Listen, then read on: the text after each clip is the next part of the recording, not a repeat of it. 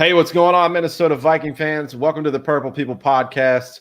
My name is Kyle Smith. We've got the double Kyle show today, so you know that means absolute chaos because we don't have an adult here. We are Kyle squared. That's a math. That is a math pun. Which is ironic because I'm terrible at math. Yeah, me too. The only thing that I'm really good at now is figuring out just how old I really feel. So it's pretty good. My favorite new joke, my dad joke of the year is, I turned 33. My back turned 54, so that's cool. Accurate. Super, super accurate. Well, thanks to everyone that tunes into this later. We're going to have some people jumping in. See a couple people on already checking the show out. This is called Hughes Line Is It Anyway? Episode 434. We're going to talk about Mike Hughes, cornerback, the estranged cornerback for the Vikings, who's had a very, I don't want to say sad because his career doesn't suck, but it's very unfortunate. So we're going to talk about that as the main topic today. If you haven't heard the news about him, yes, he's still on the team, but maybe not for long. I don't know.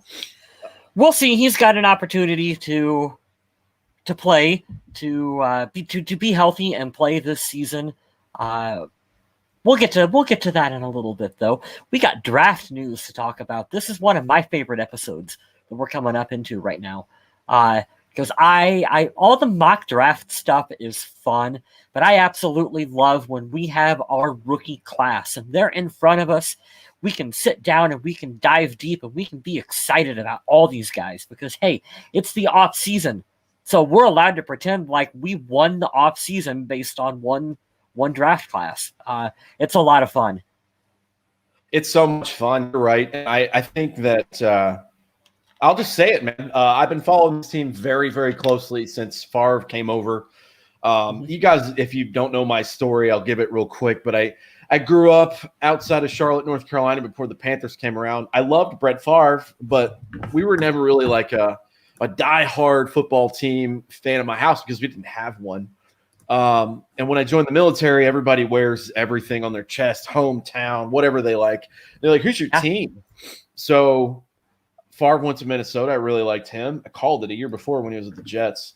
And I really liked that Adrian Peterson guy. He was all right at football, and I liked him a lot.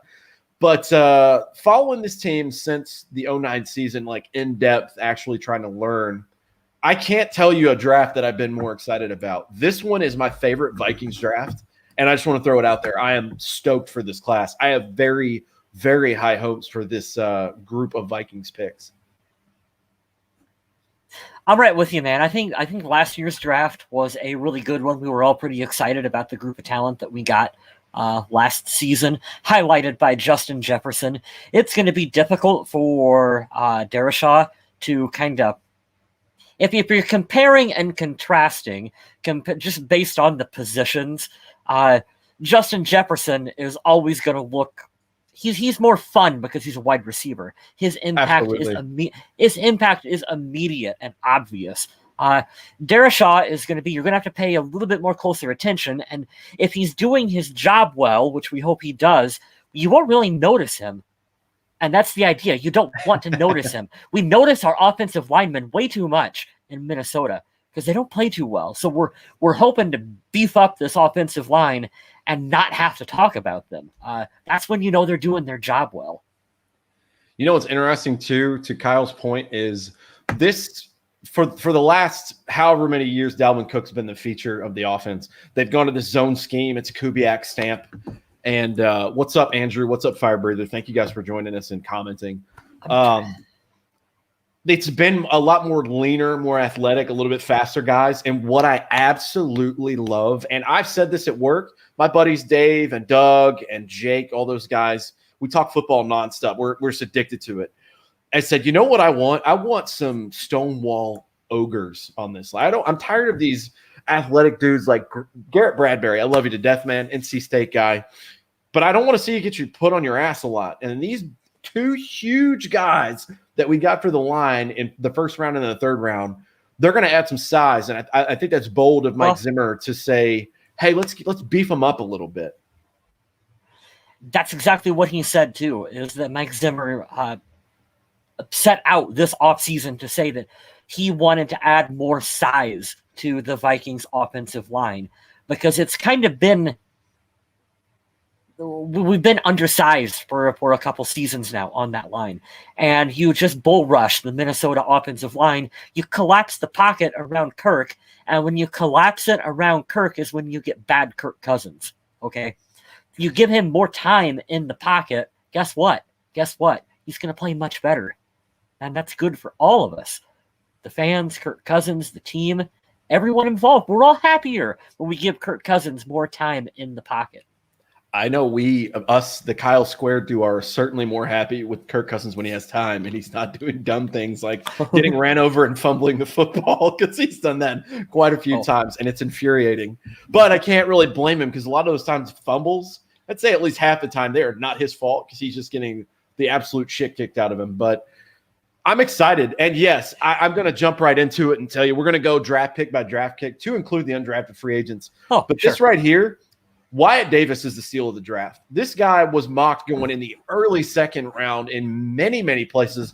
The PFF mock draft simulator and the big boards, I think he was around like the 50s or early 60s.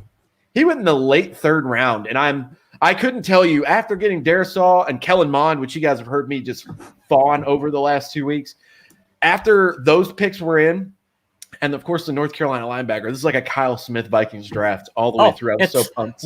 Hey, wait a minute. Wait until we get to the fact that we drafted an Iowa State and an Iowa skill position player. It's like it's like I was running this draft. I love it. I love it so much. Like, we're so happy with this. But I'm with Sean. Wyatt Davis is great. Does have some injuries that you want to make sure are all right. But if they can go, I know Darisaw is going to be fine. He's going to start day one at the left tackle position. But if we can throw in Wyatt Davis at left guard, this draft, this line immediately is upgraded from last year significantly. This is interesting too.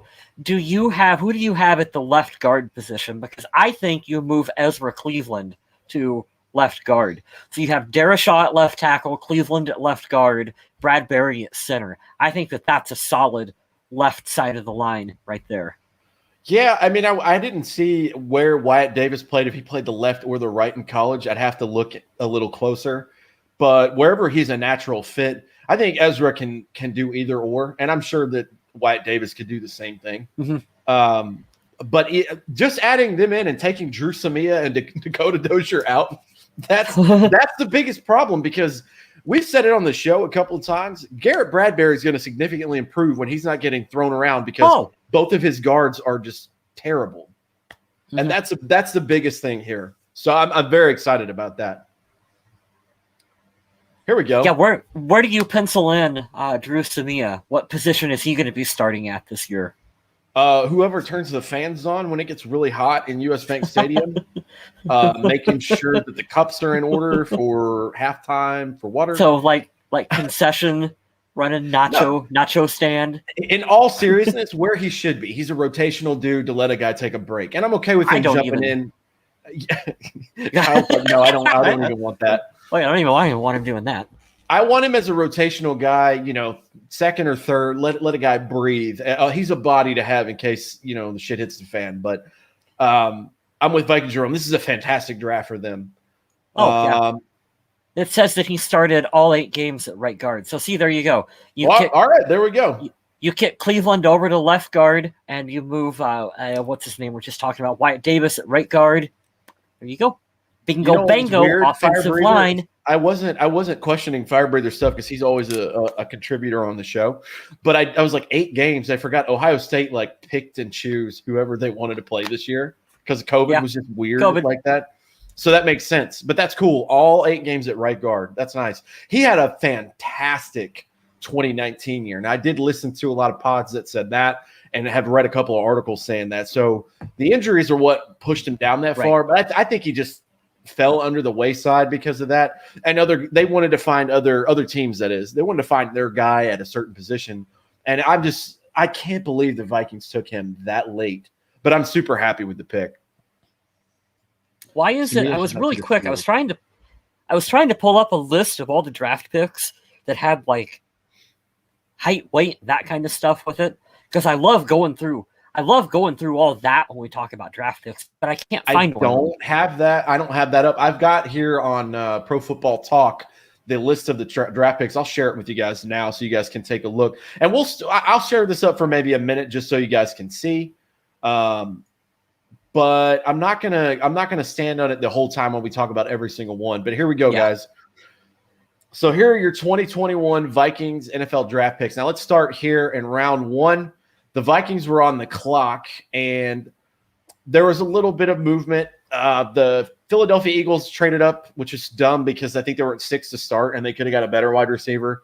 But hey, they got who they wanted. They got some more picks, so I guess it's not that bad. They selected the Heisman Trophy winner Devontae Smith at 12. The Vikings were 11, excuse me. The Vikings were fully prepared to draft Justin Fields, and we should talk about that for a second. That is a story. 14. Yeah. But the Chicago Bears jumped ahead because they desperately need a quarterback. Andy Dalton's not the answer. That is definitely a story, and I don't know how much we should read into it. I think a good way to start the conversation, and this works well when talking about Kellen Mond as well, too. I heard that next year's draft class is terrible for quarterbacks. It's supposed to be pretty terrible. You don't want a quarterback next year.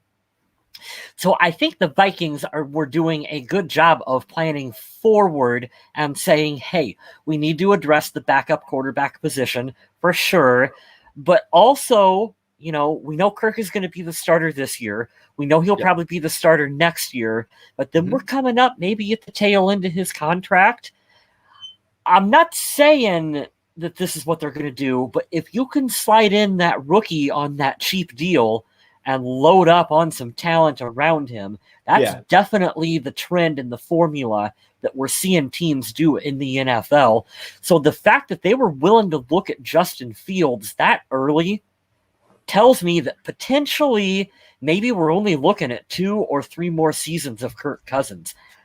I don't know for sure. And we know 100% he's going to be our guy for this season and probably next season as well, too. But it's an interesting little nugget that's floating around out there. Well, I think what it was is people know what the talent is, and if they have an issue with the epilepsy story that came out or whatever minor detail that people just like to stick to their face like glue and be like, I can't draft him because he's undraftable for this, whatever. The Vikings were like, hell no, that's value at 14. We'll take him. Yeah. But the Vikings being smart on their toes and having 14 backup plans, Justin Fields goes at 12. And then Rashawn Slater, shout out to my brother's team, the LA Chargers, for getting a great offensive lineman in Rashawn Slater. They said, you know what? We're going to look at a team who's got some capital, and we're going to go back. And the Jets wanted to trade up. Now, they did get a good guard or tackle, whatever he decides to be, to protect Zach Wilson. They got Elijah Vera Tucker. We talked about him here on the show. Great I would have liked to have seen him in Minnesota, but absolutely same here. But with the value, and this is why it comes into why the draft is important to translate it as currency. They trade all the way back to 23, 9 spots later. They still get a really, really good starting left tackle, and they acquire some picks for day 3, which ended up turning into some key players that we're going to talk about next. But Christian Darrisaw, welcome to the team. We need you. And the dude plays with just some meanness to him. I'm ready to see him protect Kirk's blind side and whoever's going forward. I'm very excited for that pick. Right. As much as actually I kind of would have liked to have seen the Vikings maybe stay put, either draft the guard or the quarterback that ended up going to New England. I also think they were smart because, okay, we invested in a player in Darrisaw who's going to help us immediately. His impact is going to be felt immediately this season on the offensive line. That was a big position in need.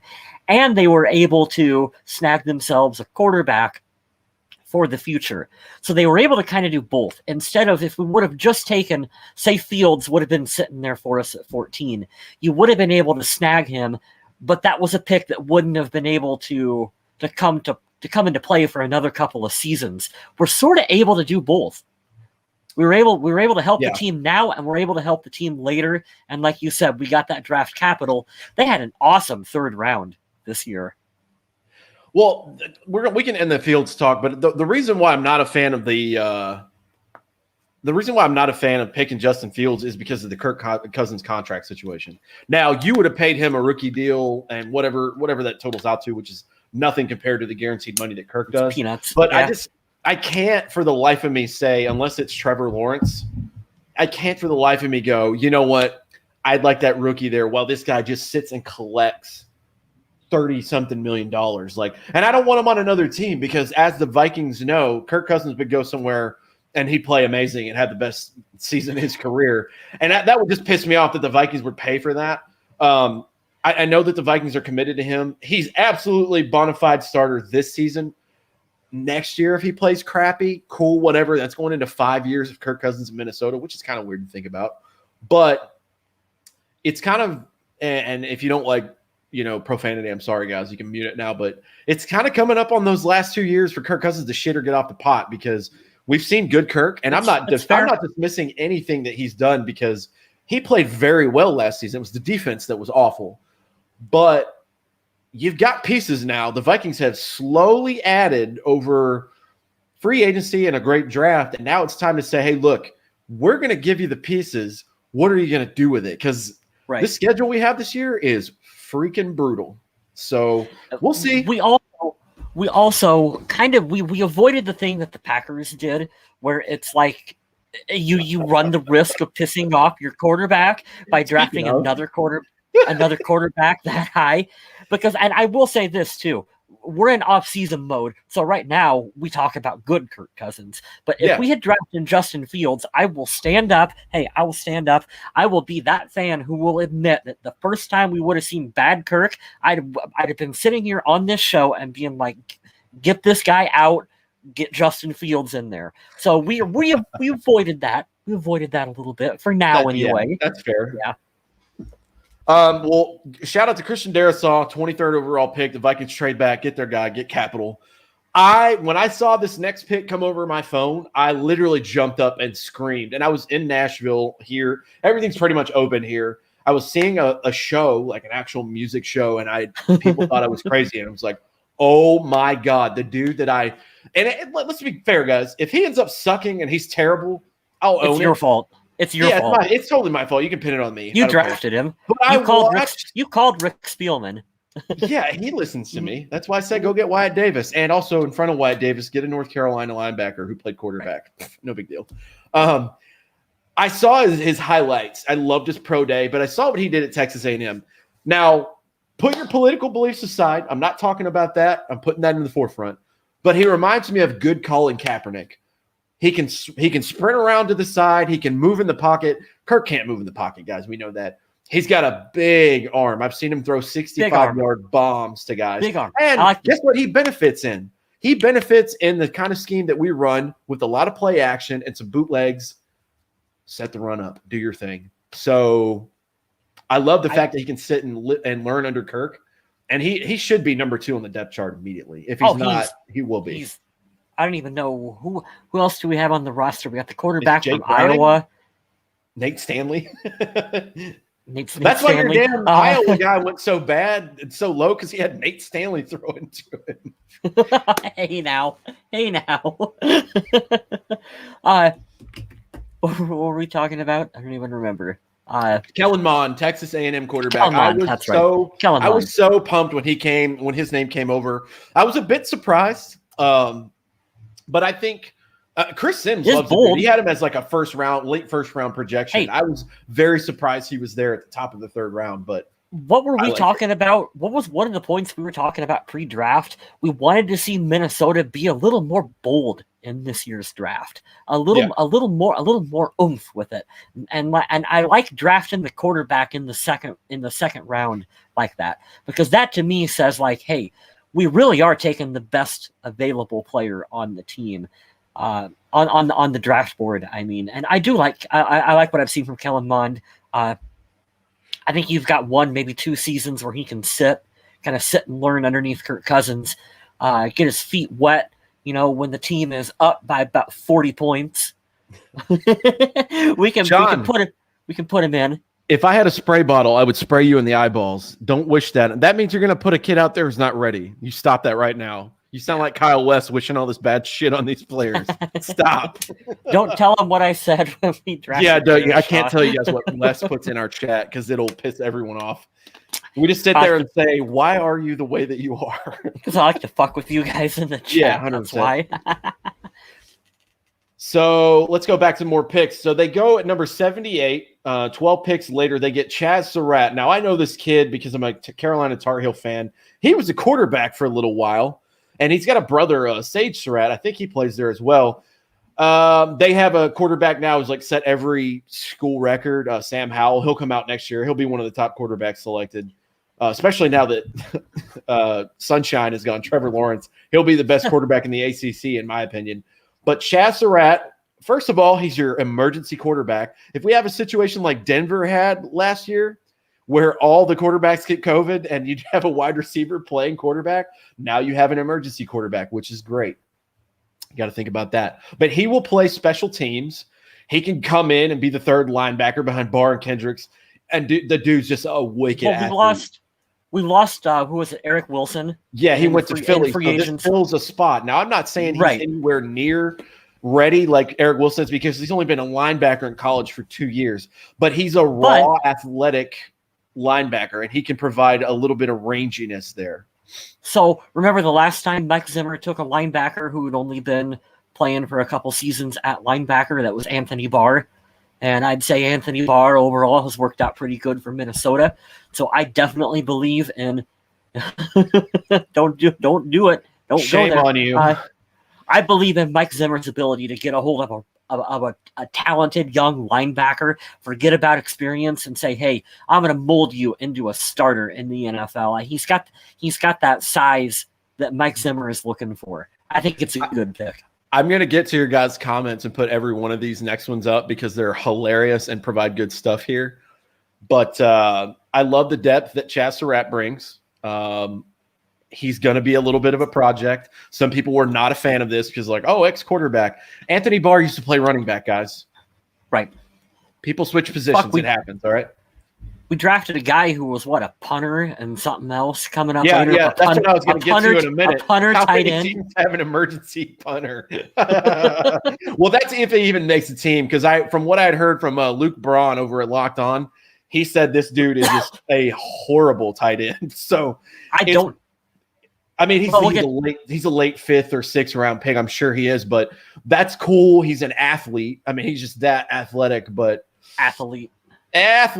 Let's go back to this about Kellen Mond. CY's put some stuff up here for us, which is really nice. And this is good points as to show you a little bit of the value of him falling down to the top of the 3rd round. He delivered his best season yet in year 3 with quarterback guru Jimbo Fisher, that is, and his pro-style system after losing his top 4 receivers. He used to have Christian Kirk, who is now with the Arizona Cardinals. He was the Senior Bowl MVP, and he says all the right things. He was also a 4-year starter, which I love. I love when guys get experience and they have it under their belt so they can gradually progress year to year, which he did. And fun fact, because we can always bring Tim Tebow into this for Kyle West, he, along with Tim Tebow and I forget the other – Dak Prescott, only players in the SEC to have 9,000 career passing yards and over 1,500 rushing yards at the quarterback position. Pretty good company. So I'm excited for the Kellen Mond pick. I love that he doesn't have to be rushed in.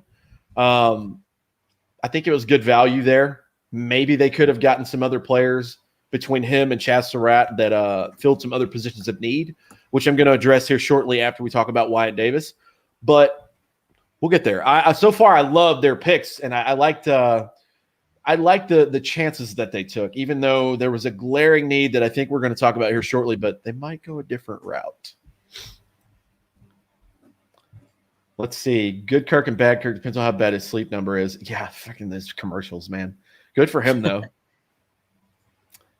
Zimmer, a damn good coach. I like Zimmer, man. I do. I'm a big fan of him. I love his attitude. We've documented that many times on this show. There's some games that you leave your head scratching a little bit, but most of the time, I would say 80% of the time, it's like, no, this team came to play today. I like it. We talked about Chaz Surratt. Let's talk about Wyatt Davis. As I think Sean said earlier in the chat, this is the steal of the draft for me. Wyatt Davis, guard out of Ohio State. A little bit of knee concerns. He had some lower body injuries, but he is a solid starter. His 2019 tape was out of this world. I cannot believe he fell to 86. He was like a 61, 62 grade. So I'm very happy that the Vikings picked him up. That fills an immediate position of need. Probably the worst position of need on this team, in my opinion, next to defensive end, was guard. I'd rather truck out Rashad Hill and a top guard than to have to worry about Drew Samia or Dakota Dozier starting again. So I'm glad the Vikings addressed both of those. Yeah. I'm a fan of the pick. Wyatt Davis, he's another big body that we're getting out there on the offensive line. I think you slide him in at the right guard position, like we talked about at the beginning of the show. And hey, there you go. You've beefed up this offensive line. You're going all in on protecting Kirk Cousins, and you've got some of those big linemen who are still athletic and they can get out there and they can be a lead blocker out in the run game for Dalvin Cook as well too. I'm less concerned about how they contribute in the run game because I believe Dalvin Cook is talented enough to overcome any of those issues. We really need some big pass blockers out there for Kirk Cousins. That's where this team needs help at, and I think that's what Zimmer was trying to do going into this draft, was to address that. These are great comments, guys. Tyler, what's up? Thanks for joining us on Facebook. We really appreciate the comment too. I had to get that up there. The O-line does look a lot better after this draft. I really like it. Hell of a lot better.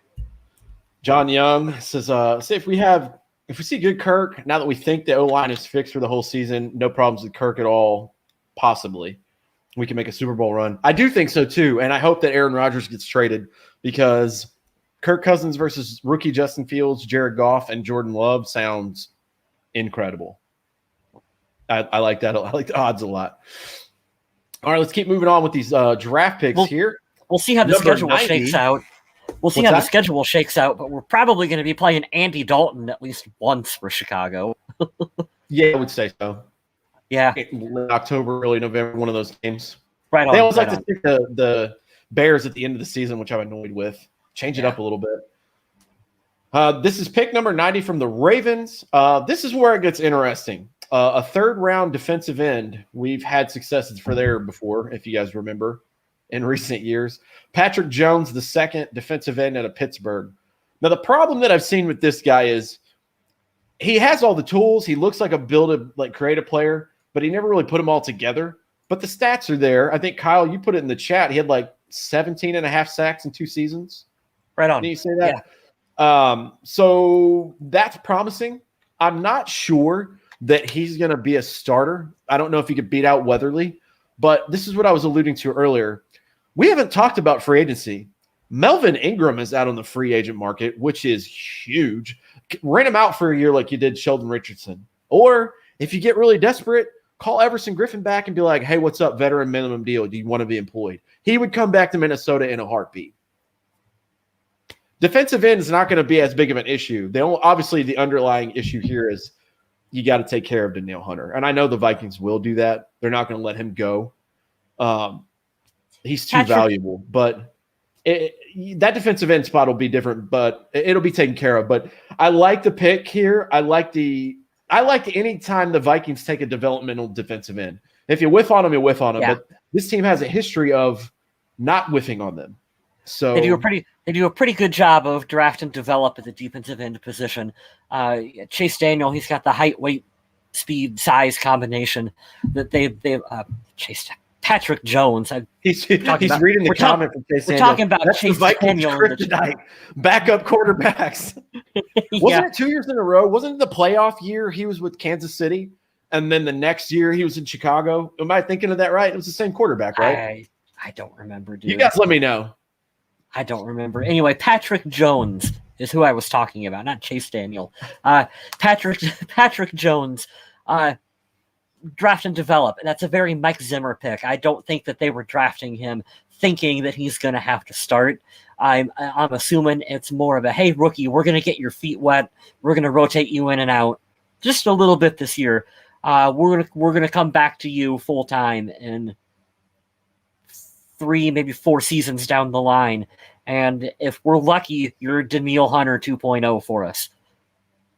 Yeah, they also have, don't forget about DJ Wanham. I love that play at the end of the Packers game last year, just stripping Aaron Rodgers at the last second of the game. before he makes a Hail Mary and beats us. I personally think we're set pretty good at defensive end, assuming, of course, Daniil Hunter doesn't pull some bullshit. No, we're not even going to say it. We're not even going to say it out loud. Vikings are going to take care of him. It's going to be good. Well, Vikings will take care of him. I'm just saying, so long as he don't pull some bullshit and be like, I'm going to sit out. Yeah. Well, that brings us to a good comment here. You don't franchise tag him, Mike, because he's already under contract. What they're going to do is they're going to renegotiate his contract and pay him more. If you franchise tag him for 1 year, that doesn't show commitment, which is kind of weird why you would retract a contract that he's already under that shows commitment.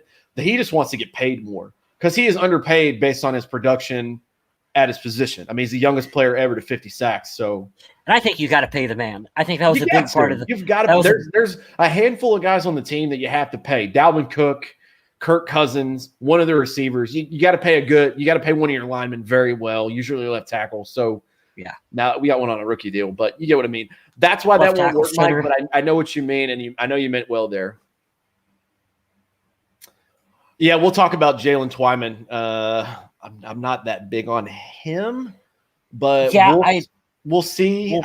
There's a reason for that, but that's a good call. And I liked a lot of these draft phone calls. They were so fun to watch.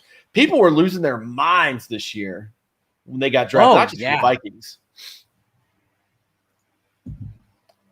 All right, let's go down the line here. So this is an interesting one here, and Kyle West knows a lot about this guy. Some people were not high on this because he might be like just running back 3, maybe return guy, but I like running back depth because Mike Boone is gone. Wagner from Iowa State. Did I mess that name up? And Wagner? You cut out. I couldn't hear you. Oh, well, this one's for you. Round 4, pick number 119, running back from Iowa State. Tell us why you're excited about him. Yeah, Kene. Okay, here's the thing about Kene. He did not get a lot of touches at Iowa State.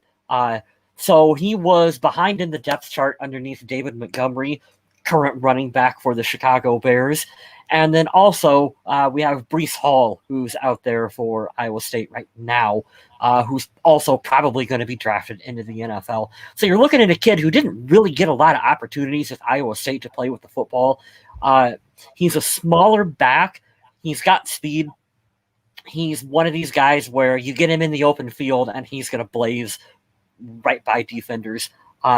There's a lot of potential with him. We needed the third running back position. So I think that you can slot him in at running back 3. Where he's going to be the big contributor is on special teams, whether it's punt return or kick return. We're not sure yet. I'm sure that will be the competition that we're going to figure out between him and another draft pick coming up here in a little bit. But I like it because we need these guys who can contribute on special teams. Vikings were atrocious last year on special teams. Embarrassing. We are all 3 of us are pretty much team touchback here on the Purple People podcast. Very much. We didn't even have guys who could consistently field kicks or punts last year. Okay, we needed to draft players who could, at the bare minimum, stand back there and fair catch a pass and catch it. Okay, so I think we got a guy who, at the very least, he can consistently catch a ball. I do think that he can give you those plays out there on special teams as well, too. I'm a big fan of this pick, and so is our running backs coach. Our running back coach was pounding the table to bring this kid into Minnesota. I think that more Vikings. He was on the table. Was it Kennedy Palomalu? Yes, correct. Yeah. I'm very excited for this pick, man. I was glad to see one of your Iowa State guys get in here. He should make the team, if barring some weird nonsense, at least as a running back number 3. And what I thought was interesting when you hear the tape on this kid is he's a one cut and go kind of guy, which is usually not what you want to hear. But with his speed, he could be pretty deadly, especially if he learns how to fit into the NFL special teams scene. I'm very excited about that. Yeah, I think so too. We've seen Vikings be able to coach up players pretty well on special teams as well too. What they were able to do with like Cordero Patterson. I know it's a different running back, different. What did you say? 96 total punt return the yards for the season? season. Awful. Yeah. Sean, why do you make me so sad right now? Oh, get that out of here. It's gross. This is the most surprising pick of the entire NFL draft. And even though Rick Spielman came out and said Cameron Bynum from California is going to be safety, the Vikings with Mike Zimmer waited until pick 125 to pick a cornerback, which is absurd. I just wanted to throw that out there for Mike Zimmer humor. But Cameron Bynum, defensive back from California, Rick Spielman said he is absolutely going to be a safety. And he said it too when in his presser video, Cameron did. I guess I'm going to play safety. What I hear about this guy is he's not going to wow you athletically, physically, but he's a very smart player. Like, he can pick apart the offense and have some turnover-worthy plays because he knows what's going to happen. And I like that for safety depth because Xavier Woods is here on a one-year deal. We don't know if he's going to stay. Maybe he can provide competition, but we need safety depth really bad. Boom. Andrew, I really appreciate you guys doing these post-draft shows. I don't follow college ball much and enjoy your analysis of the picks. Thanks, man. I read stuff on the internet, and I just re-gargle this shit and spew it back out like a baby bird. Oh, that's every now and then. Here. It's fun every now and then when they draft players who are from colleges that we watch. Yeah, because a lot of us are not. We don't just follow the big schools. Like I'm an Iowa State and an Iowa fan, so like when I can share perspective on some of these guys, like I think that's fun because maybe not a lot of people have followed, some of the smaller schools like that. Special teams is so bad. Maybe I've missed Cordero Patterson since he left. I just wish that he would have stayed here and been the returner because at least he did it to the Vikings last year in Chicago. He had a return touchdown, but he provides that what-if element. Now I'm glad he went to New England and got a ring in the most boring Super Bowl of all time. Good for him, but I wish that he was still here just for his return ability. And then when the Vikings are kicking off, he's the fastest gunner you can find on, I think, any team. So yeah. He's pretty good both ways. He does earn an NFL paycheck. He doesn't just do nothing. Hughes return guy, yeah, but with his injuries, I would rather see somebody else out there. That's the most high-risk play. That's kind of why they got rid of doing that. That's why they're going to eventually go away from any kind of returns. That's why they stopped the running motion until it gets kicked. Like, they're trying to prevent all those injuries on kick and punt returns, and I don't think that's going to happen. Let one of these younger guys go after it. Because guess what? It can only be an upgrade from that kid from, what was it, Miami that we got last year? What the hell is that kid's name? The kid we drafted last year is supposed to be the return specialist, and he was KJ Osborne? Yes. Oh, I wanted that kid to be – I know Adam wanted him to be really good, but he sucks. He had a rough year last year. He got cut, didn't he? I don't know. We can check the depth chart. I think he got cut. Let's see. AJ Osborne is still around here. Says he's still with the Vikings, according to Wikipedia, but I could be wrong. All right, moving on. That was pick 125. Pick 134, Janarius Robinson, defensive end, Florida State, another developmental pass rusher. I like it. I like this a lot. I don't know much about this guy. I did listen to a couple of shows that broke him down. But, yeah, he's not going to fight for a starting position right away at all. I would like to see what he develops into. I find it telling, and, call it what it is. Maybe they thought that he was the best one available at 134 at the end of round 4. But I find it telling for the Vikings defensive end situation that they go defensive end, running back, safety, and another defensive end, all between 40-some picks together. Maybe you say it's because of the value there or whatever, just best player available. But this defensive end group outside of Danielle Hunter is not very impressive. So I thought that was a telling pick. I don't know how you guys feel, but I love the depth. I love I have 13 bodies ready to come in and kill the quarterback at all times. I'm with it, man. I love that. Yeah. I wish I knew more about this player. I really don't. Yeah, I don't really have much to add. Buckeyes fan and breaks your heart that Justin Fields went to the Bears. Yeah, but at least he went to a halfway decent team. I would feel even worse for him if he went to the Lions. That would suck. That would be rough for him. Let's talk about that for a second. I don't know what he's going to do in year one. Maybe this is the saving grace to keep Matt Nagy's job and Ryan Pace as GM. But I can tell you right now, they don't have much over there on offense. Tariq Cohen's an okay back, and Allen Robinson might want to stay now that he has a decent quarterback. Excuse me. But outside of that, I couldn't tell you who their tight end is. I don't know who their other wide receiver is. So good luck. And I hate to be that guy, but you're playing outside on one of the toughest fields in the NFL, and you play 8 home games. So, David Montgomery. It's going to be more rough for him. Their running back, David Montgomery, like I said, he came from Iowa State, so I pay a little closer attention to him, even though he's over there in Chicago. He cracked over 1,000. He cracked over 1,000 yards last year on an absolutely atrocious Chicago offense. So please give him something to work with. I promise he's a good running back, Chicago. Andrew Latola, you watch your mouth. You do not. He's going to play on this team for 15 more years. I don't even want to think about Harrison Smith leaving this team. Yeah. You're right, though. At some point, Oh, here's a great point. The Bears let go of Kyle Fuller to pay Andy Dalton. I hope that's not exactly how it went, because that's a major, major fuck up on their end. Excuse my French. Ugh. He went out to Denver, and Denver got themselves a nice corner from Alabama, too. That secondary is going to be tough, especially if Aaron Rodgers goes there and they have a defense. They got Teddy. Go to Denver. Get the hell out of the NFC. Appreciate it. Plus, I would like to watch Aaron Rodgers versus Patrick Mahomes twice a year for a couple of years. That would be dope. All right, back to these draft picks. We're almost done, guys. 3 more. This one was another one, too, that Mr. West can talk about, and I was very happy with this. I like this guy's attitude. I heard he's small, but he plays big. Amir Smith Marset, wide receiver from Iowa. Let's go for another Iowa player.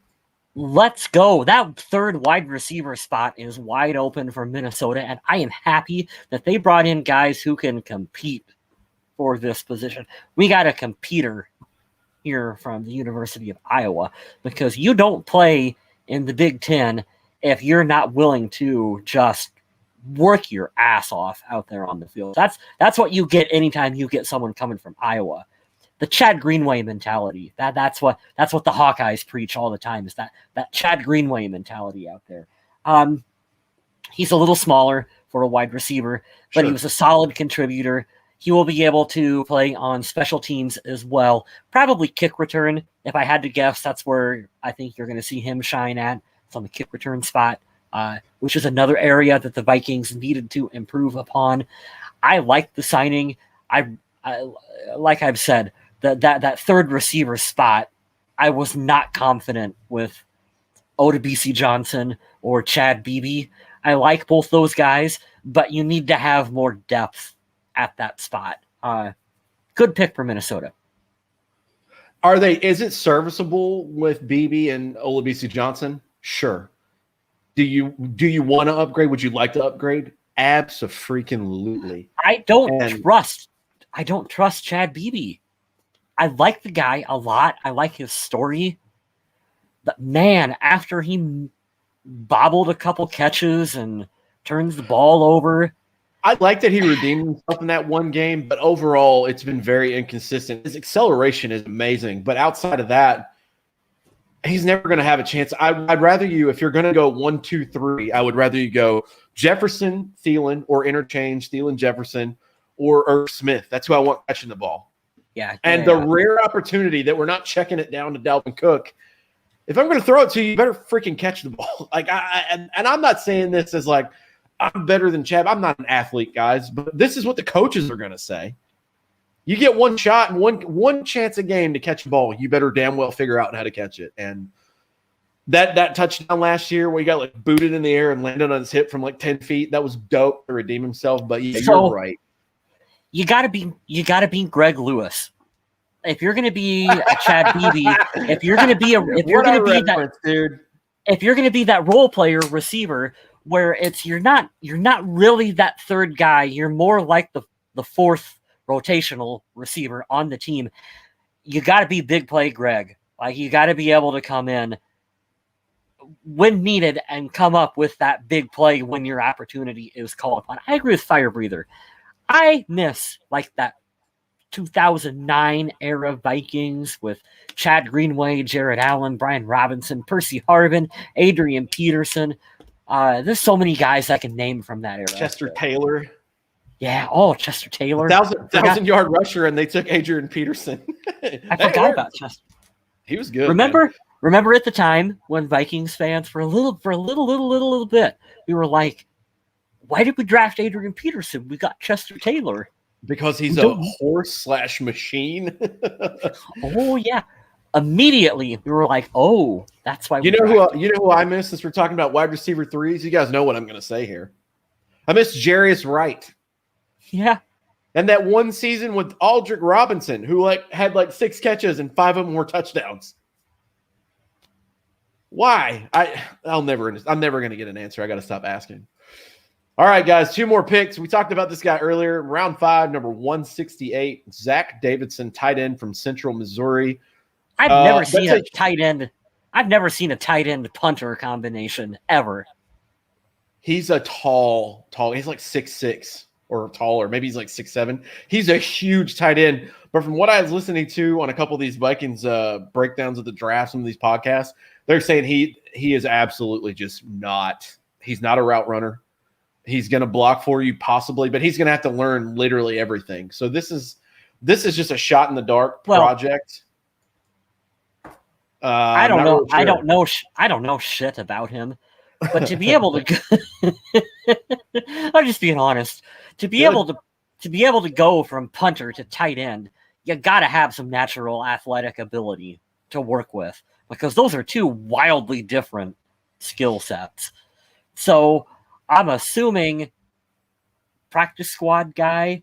Yeah, you've got potential. We want to get you in our facility. We want to get our coaches to work with you. You're probably going to get cut, but we'll bring you back on practice squad. You'll be one of those guys that you can protect. You can protect, what is it, 4-5 guys a season now on your practice squad. So we'll go ahead and we'll designate you so no one else can claim you, and we'll see. You know who he is? He's this year's Mobo. He's not going to make the team, but hey, maybe he'll develop. It's a shot in the dark. You don't know. He's an athlete, though. That's the positive on him. He's very much an athlete. That's how he was picked up in the first place. So There you go. A tight end / emergency punter, maybe, possibly, question mark.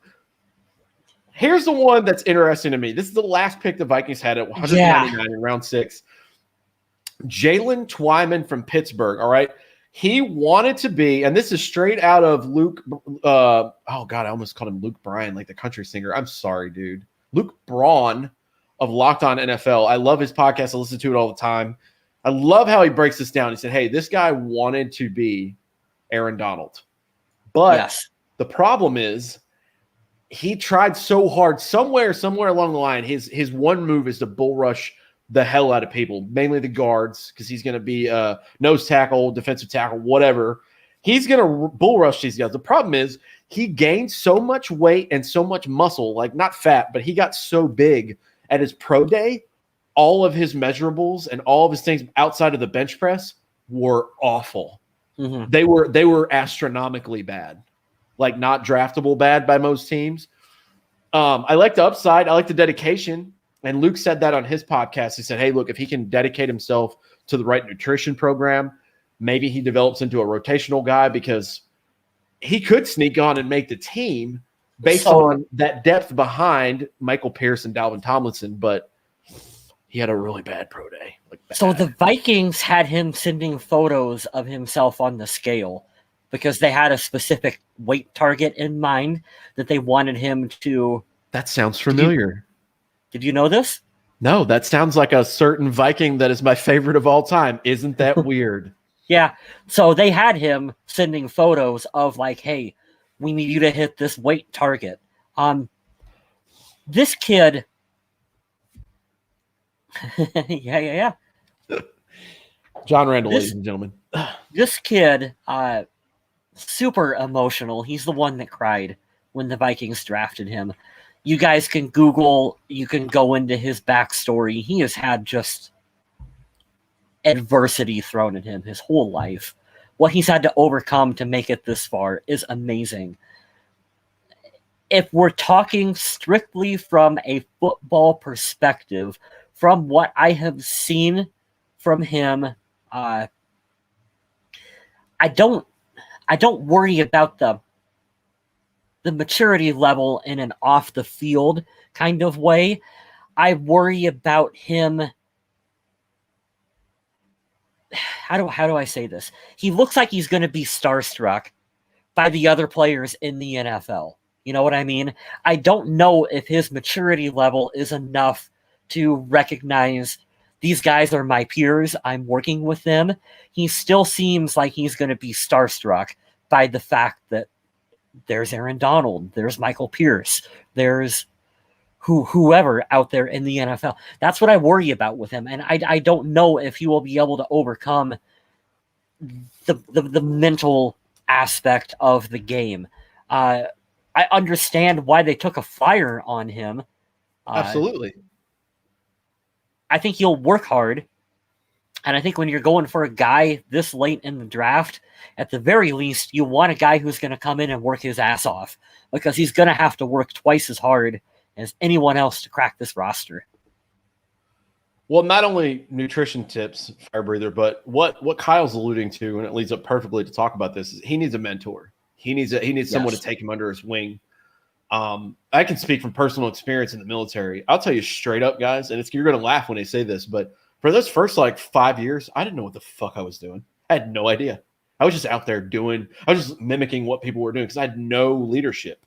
Leadership and mentorship is, once you mature enough and understand, okay, we're past the point of titles and, oh, that's corny or that's not for me. Everybody needs to be led. Even leaders have inspiration from other leaders. Mm-hmm. This kid, if he can get a good leader and a good mentor, he could crack the team, man. And I like that it probably sounded awful. I sound like the Grinch earlier talking bad about him. I'm just saying what other people have collected from a bad pro day that he had. But if he can take that emotion and that happiness and harness it into the grind of the NFL, he's going to be really good. And I don't know, man. The sky's the limit, Crazier things have happened, like a guy that was from nowhere in Texas being a Hall of Famer eventually and trying to do the same thing to make weight just to get on a team, We've seen it happen before in this organization. So I hope he does. I hope he makes the roster somehow, and hopefully he'll latch on. And it's not for lack of trying. He gained so much mass. He'll put in the time and the effort. Somebody's just got to tell him which way to go and how to fine tune it. So I like that pick. That was a nice wholesome way to end the draft picks. Right. If anyone takes the time to read into his backstory and his history, you can't help but root for the kid. You really want to see him succeed. So I hope he's able to. It's a tough road, very tough road for him. But yeah, the good ones usually are. Not many people are handed that. So good luck, man. I'd love to see it. We'd love to talk about that on the show. All right, before we talk about, I'm going to run through these super quick here in a little bit. But let's talk about the name of the show. Mike Hughes, the Vikings declined the fifth-year option on Mike Hughes. This is not a surprise to anyone. This is strictly due to injury. This is not based on performance. This is not based on character. He came in the first season. I remember his first big play, picked off Jimmy Garoppolo in US Bank Stadium and ran it back for a pick six. Awful throw by Garoppolo when he runs it in, and I'm like, well, there we go. That's a Mike Zimmer corner right there. Tears his ACL. Out for a while, comes back, has a couple of nagging injuries, and then last year it was a neck injury. And we've talked about this on the show a couple times in the past, but neck injuries are no big deal, or not. They're not a big deal. All right. Danielle Hunter's out for a whole year, and as Fire Breather talked about earlier, he's built like a brick shit house. You can't risk that. Peyton Manning was sidelined for an entire year because of that. So what this tells me is the Vikings are not going to pick it up because it's not guaranteed. However, I would not be surprised if he balls out and stays healthy the whole year that they would offer him a contract, because we don't know if Patrick Peterson's going to come back. The Jeff Gladney situation looks awful. Cameron Dantzler only has a year. I think it's pretty safe to say Jeff Gladney is. Yeah, Jeff Gladney's probably not coming back. I don't want him back. Especially if you admit guilt and you turn yourself in. Like, even if the charges get dropped or whatever, it's still not a good look. I'm not sure how the Vikings feel about keeping a guy like that around. Not that we want to talk about this on the show, but didn't Chris Cook do something similar?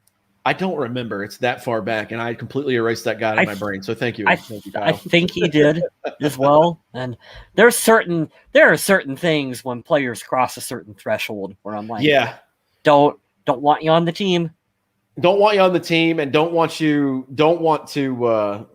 It's like irreversible. You know what I mean? And it sucks because you want to wish them well. People make mistakes, but it's also a business. You know, there's a PR stint there that you have to. Cook was just bad. Yeah, that's why I tried to eliminate him from my brain because he was terrible. Terrible. Who was the worst draft pick? Chris Cook or Laquan Treadwell? Oh, Chris Cook, I would say. Laquan Treadwell had a couple touchdowns at the end before he went to the Falcons practice squad. Oh, I can't think of a single good Chris Cook play. I can't. Laquan Treadwell had a really cool, wide open touchdown against the Packers. But yeah. I can't think of anything else. Thanks for bringing that up, guys. I appreciate that. Jerks. So let's go through these very fast. I'm not going to go into detail. I'm just going to give you the names, the positions, and the schools, all right? After the draft was over, the Vikings did sign some undrafted free agents, and I'm going to go through them right now. Offense and special teams are as follows. Blake Prohl, wide receiver from East Carolina. A.J. Rose, running back Kentucky. That's a good signing. I know about him from a guy at work who's a huge Kentucky fan. We'll see if he makes the team. Myron Mitchell, wide receiver, UAB. Riley Patterson, kicker from Memphis. Let's get this kicking competition going. I like that they didn't draft a kicker. This guy was cool. I heard about him on another podcast. WHOP, W-H-O-P, Filler. I love the name. He liked Whoppers as a kid, which I love. So that's cool. And Turner Bernard, long snapper from San Diego State. So there's some competition there from kicker, wide receiver, long snapper, and a good running back pickup there as an undrafted free agent. So they could turn him potentially into a fullback because he's a big body guy if CJ Ham's time is up with the Vikings anytime soon. So be on the lookout for that. Here are the defensive undrafted free agents that were signed. Tuff Borland, linebacker, Ohio State. Tough. I love that name. Zende Johnson, defensive end out of California. Jordan Scott, interior defensive lineman from Oregon. And Christian Ellis, linebacker from Idaho. So they did pick up, 4, and then 5, 6, 7, 8. Now, they picked up 10 undrafted free agents. So that's cool. Acquire as much talent as you can, I guess. You never know about those guys. You literally never know. I mean, that's where Adam Thielen came from. Did I freeze up? No, you're there. I'm sorry. I was checking a text message. Oh, okay. Chris Cook had assault charges in 2012. Yeah, I forgot about that. Yeah. Cool. Moving on. Moving on. Yeah. We're going to round out the show, guys. I wanted to talk about this just because we can promote Adam Carlson's writing here on thevikingage.com. But apparently, amidst all the drama with Aaron Rodgers and the Packers, I love that he waited till draft night to just absolutely spoil everything that they were doing. I'm here for it. And you know what? There are Packer fans that are pissed at him out there. Dude, I'd be pissed if they drafted a quarterback when I specifically asked you to draft a wide receiver to help me out. And he goes out and has an MVP season, and what do? They overdraft a corner and don't get a wide receiver. Like, that team is very good at pissing off their star players. And for the life of me, like, Vikings bias aside, I don't understand what the hell they're doing over there. Because when he leaves, that team's going to go immediately to shit. I can't wait for it. I'm ready, but yeah. Adam Thielen. Remember we used to say that on the show and just piss everyone off? Yeah. Good job, Andrew, for bringing that one up. I've become an Aaron Rodgers fan from watching the Pat McAfee show. He's a regular on there. I like the guy. I like him going on Jeopardy, doing all that stuff. Wish he didn't play for Green Bay. Can't wait for him to not be a Green Bay Packer. So putting the rivalry aside for a minute, he deserves so much better than how that team is using him. The fact that they have in a league, a quarterback-driven league, they have an MVP who I don't understand why you don't go all in on the Tom Brady route and just give as many weapons as possible to Aaron Rodgers. That's such an easy formula to do, and they just don't. Doesn't history repeat itself, though, in mostly all facets of life? That organization is so stuck on no big free agent signings. They think that they can shove that circle toy into a square hole. And it's just like you don't learn from your mistakes. And that's the literal definition of insanity. Trying to do the same thing over and over again and hoping that it changes. Your ceiling right now is the NFC Championship. And you're going to get the brakes blown off of you by the Niners and the Bucks and the Falcons, and then losing overtime to the Seahawks. At least two of those they should have won. And supposedly they tried to draft Justin Jefferson last year. They wanted to move up. Alluding here to this this article here, Adam put it up earlier. Vikings report Packers tried to trade up for Justin Jefferson in the 2020 draft. And yeah, that's crazy. And this is from Ian Rappaport. So this is May 3rd, which is today at 9:51 a.m. The draft is the ultimate what if.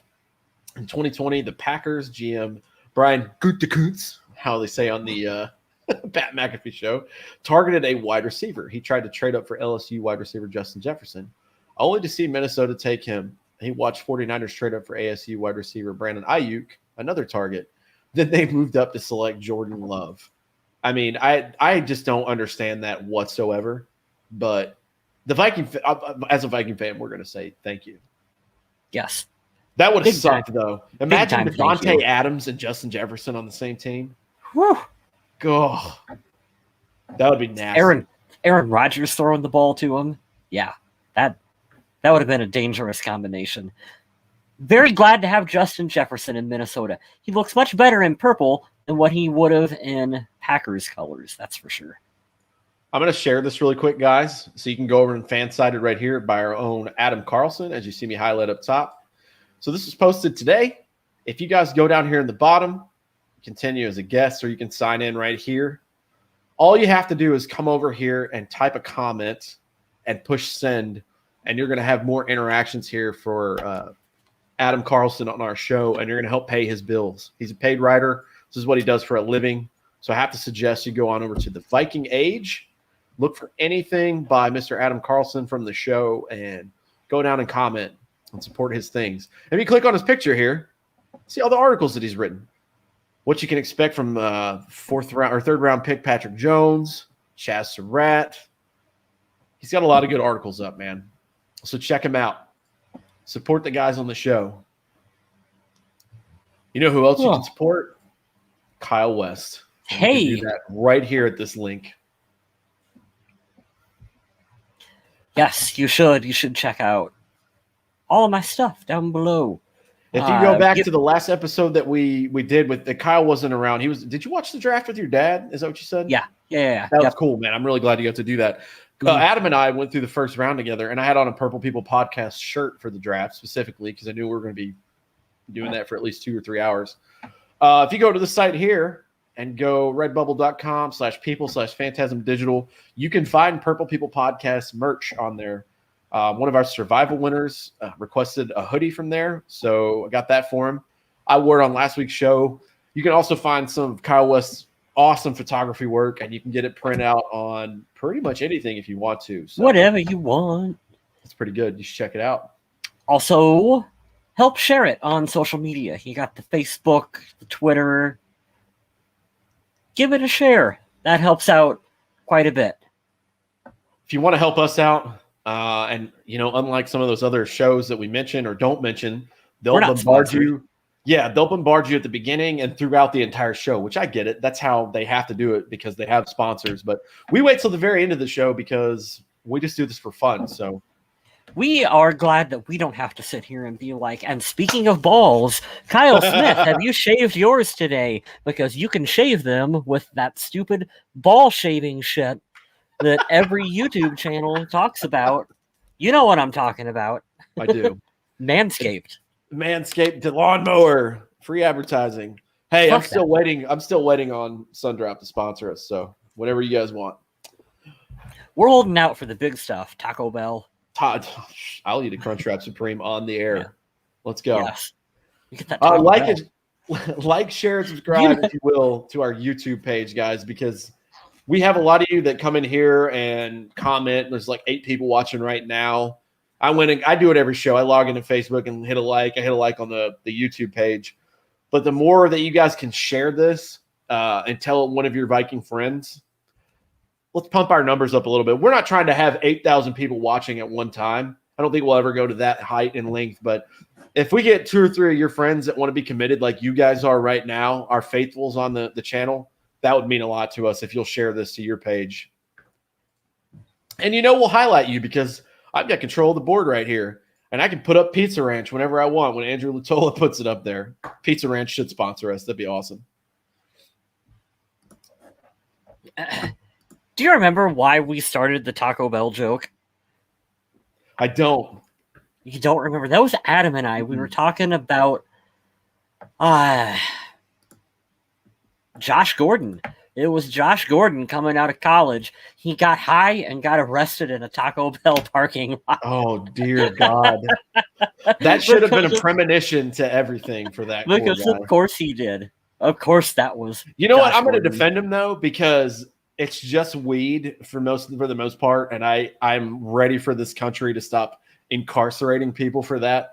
I find it very funny that I could go to the VA and be like, I have PTSD from war and dead people. And they'd be like, cool, have you tried getting high? We can prescribe it to you.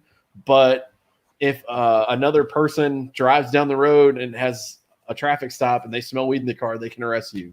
That is, oh God, that just chaps my ass. Everybody should just get high, all right? Joe Rogan said it. Everybody needs to be high just all the time. There, you heard it here on the show. I'm kidding. I'm kidding. Don't smite us to hell and talk shit. All right, I'm joking here. It's jokes. It's a Josh we're going all the way. thing. We're going all the way back to 2010 for this one. Officers were called just after 2 a.m. Sunday to a Taco Bell. They found a man passed out in the driver's seat of a car in the drive-through lane. That was Josh Gordon? It was him and some other guy. Oh, no, I don't remember hearing about this. That makes it even worse. Willie Jefferson. That sounds like a name that would be high at Taco Bell, passed out in the car. The fucking drive-through, man. Welcome to the Kyle Squared Purple People podcast show. That's too funny, man. Were we talking about shit that happened in 2010? And we get high at Taco Bell. It's time for us to sign off on that note. Mm-hmm. Give our stuff a like and a share. If you share it to your social media, that would be fantastic. I might run a little promotion for this page. If I can get a bunch of people to show that they're constantly sharing our YouTube channel. You will shave his balls with Manscaped. Live on the air. No, I won't do that.